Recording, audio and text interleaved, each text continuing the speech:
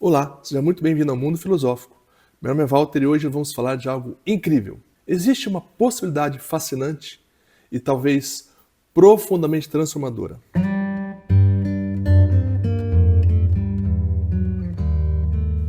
E se o pensamento não fosse algo apenas abstrato? Se cada pensamento gerasse formas, se cada emoção criasse estruturas invisíveis ao nosso redor? E mais, e se estivéssemos sendo treinados silenciosamente para criar? Não apenas ideias, não apenas projetos, mas realidade ou realidades. Talvez o ser humano esteja vivendo numa espécie de infância espiritual, uma fase de aprendizado, uma longa escola da consciência. E talvez, antes de criarmos mundos, precisemos aprender a criar sem destruir.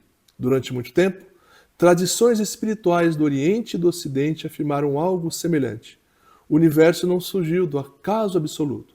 Ele surgiu da consciência, da mente, do verbo, da vibração e do pensamento divino.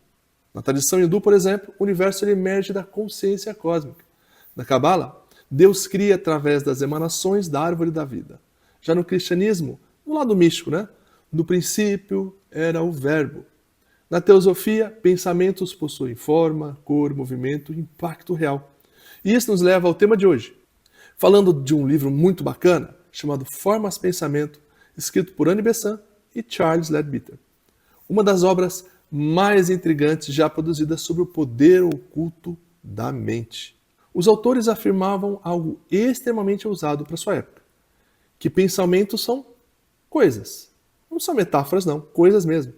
Segundo eles, cada pensamento gera uma vibração, e essa vibração ela molda a matéria sutil.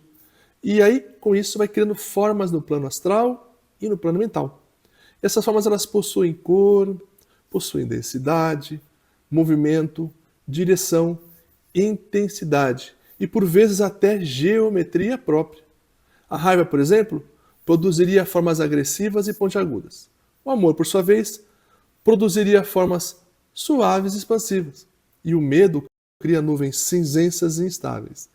E a devoção já gera, por exemplo, chamas azuis ascendentes. Mas o mais importante talvez nem seja a gente enxergar literalmente essas formas, mas compreender o princípio fundamental por trás de tudo isso. Por que é importante isso? Porque mesmo sem ver estas formas, a gente acaba sentindo os efeitos delas. Todos nós já entramos em ambientes pesados, um ambiente onde houve conflito, lugares onde parecem carregados. Da mesma forma, existem pessoas cuja presença traz paz, existem ambientes que parecem vivos, locais onde sentimos serenidade sem explicação racional e imediata. Talvez exista então algo sendo irradiado o tempo inteiro.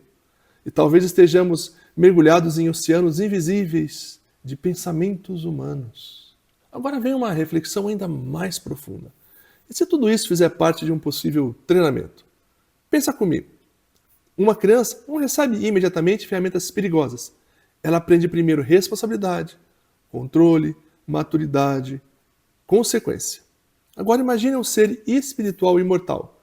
Ele aprende a criar, certo? Então ele está aprendendo a criar. E talvez nossa mente seja um pequeno laboratório cósmico, uma oficina divina em miniatura, um ambiente parcialmente protegido pelo corpo, pela matéria da terceira dimensão, uma espécie de sandbox espiritual, uma caixa de experimentos, Um espaço onde aprendemos que todo pensamento gera consequência, que toda emoção cria impacto, que tudo aquilo que a gente alimenta dentro de nós começa lentamente a ganhar forma. Talvez seja por isso que tantas tradições falam sobre vigilância mental, sobre pureza interior, sobre disciplina emocional, sobre intenção, porque talvez o universo esteja ensinando uma lei fundamental. Criar exige responsabilidade e neutralidade. Como já exploramos aqui no canal, na teosofia existe um conceito muito importante, que é o conceito da mônada.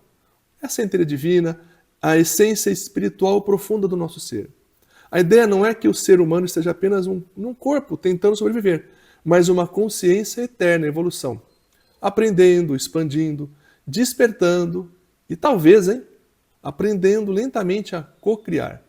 não como ego, não como vaidade, mas como consciência alinhada ao bem.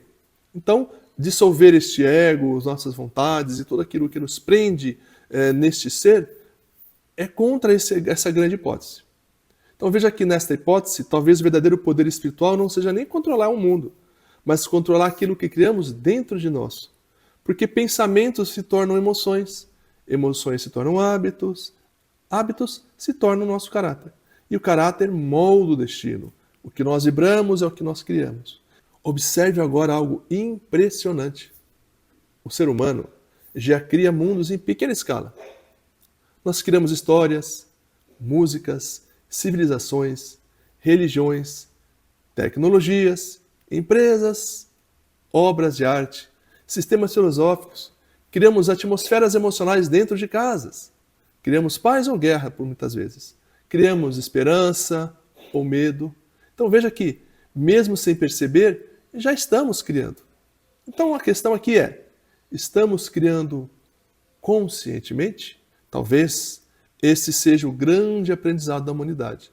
Transformar criação inconsciente em criação consciente. Transformar reação em intenção. Transformar o caos interno em harmonia criadora.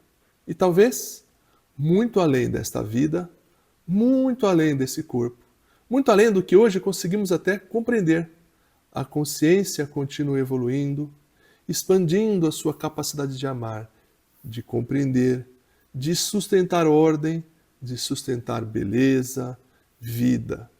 E talvez um dia, seres despertem plenamente para a arte da criação consciente. E talvez todo este longo caminho humano seja somente e apenas e tão apenas o começo. Porque talvez a mente humana seja a primeira oficina de Deus dentro de nós. Se esse tema ressoa, se ele falou com você, deixa um comentário. Eu quero saber a sua visão sobre isso. Você acredita que pensamentos possuem formas? Você acredita que estamos aprendendo a criar? E se gostou desse conteúdo, então, se inscreve aqui no canal Mundo Filosófico e deixa um like, ativa o sininho para receber os novos vídeos, porque aqui nós exploramos espiritualidade, consciência, filosofia e os grandes mistérios da existência. Um grande abraço para você, te vejo no próximo vídeo, hein? Tchau, tchau.